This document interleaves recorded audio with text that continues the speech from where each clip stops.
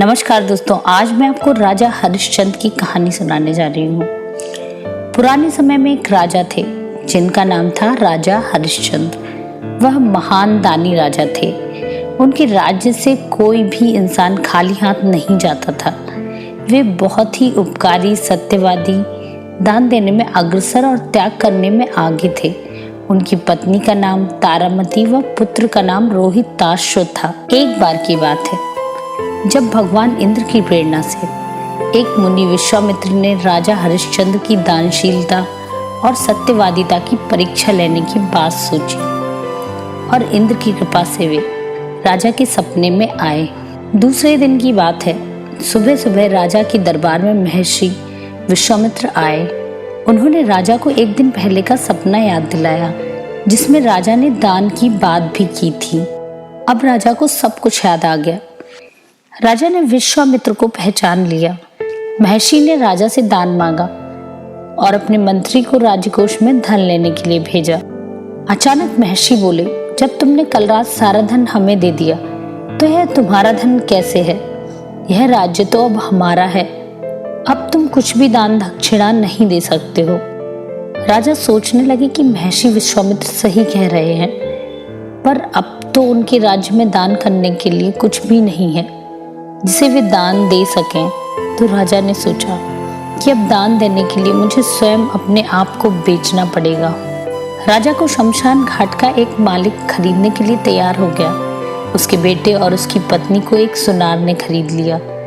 राजा ने इस प्रकार जो धन प्राप्त किया उससे राजा ने दान दे दिया। राजा अपनी रानी और पुत्र दोनों से अलग हो गए। तारामती पहले महारानी थी। वह सुनार के घर में बर्तन और चौका लगाने का काम करने लगी। राजा शमशान घाट पर पहरा देने का काम करने लगे।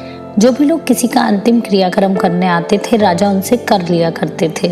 एक दिन की बात है, उस दिन रोहिताश्व राजा का पुत्र रोजाना की तरह बगीचे में फूल तोड़ने के लिए गया। वहां से सांप ने डस लिया और कुछ ही क्षणों में वह मर गया। तारामती इस कारण बहुत दुखी हुई। उसके पास इतने पैसे भी न थे कि वह अपने पुत्र के लिए कफन ले सके। वह रोती हुई अपने पुत्र को शमशान घाट पर लेकर गई। वहां राजा हरिश्चंद्र ने अपने बेटे और अपनी पत्नी को पहचान लिया। इस संकट की घड़ी में भी राजा ने अपना धैर्य नहीं खोया। उन्होंने तारामती से कर्ज मांगा। उसके पास पैसे नहीं थे। राजा ने तारामती से कहा कि मैं अपने मालिक की आज्ञा के विरुद्ध कुछ भी नहीं कर सकता। उन्होंने अपनी पत्नी से कहा, पहले तुम्हें कर देना होगा, कोई भी इससे मुक्त नहीं हो सकता। उन्होंने कहा, अगर तुम्हारे पास कुछ भी नहीं है तो अपनी साड़ी का कुछ भाग ही फाड़ कर मुझे दे दो, मैं उसे कर के रूप में स्वीकार कर लूंगा। विवश तारामती ने अपनी साड़ी फाड़ना शुरू कर दिया। इस बीच विश्वामित्र और अन्य देवता प्रकट हो गए। विश्वामित्र ने राजा हरिश्चंद्र से कहा, तुमने दानशीलता और धर्मवादिता का बहुत अच्छे से पालन किया। भगवान ने सबसे पहले उसके पुत्र को जीवित किया। उनका पूरा राज्य भी उन्हें दे दिया।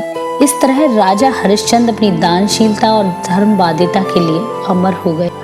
आज भी सत्य बोलने वाले हर व्यक्ति की तुलना राजा हरिश्चंद्र से की जाती है। कहते हैं, सत्य व धर्म का पालन कोई आसान काम नहीं है। जो इन दोनों का पालन लगन से करता है वो लोग अमर हो जाते हैं। उन्हें सब याद करते हैं। ऐसे ही राजा हरिश्चंद्र थे जिन्होंने हमेशा अपने सत्य व धर्म का पालन किया और अमर हो गए। तो दोस्तों, अगर आपको ये कहानी पसंद आई है तो हमारे चैनल को सब्सक्राइब करना ना भूलें।